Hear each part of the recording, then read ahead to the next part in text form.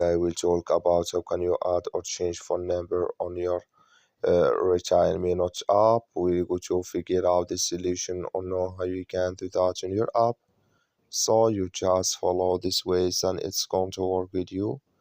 All you have to do in verse, you just go down, click here on account down here, just click on it. When you just click here on account, it's going to take you to your settings.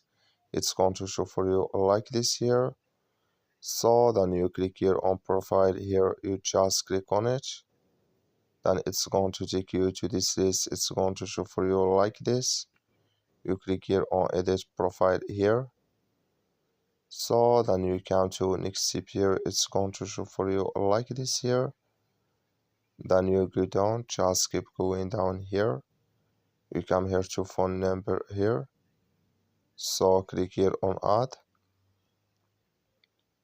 Then here add new phone number here. You just click on it. When you just click on it here, so then here add your phone number, then you click on send code, then it's going to send with you on your app. That's all you have to do. Thank you for watching. Don't forget to support us by liking, subscribe.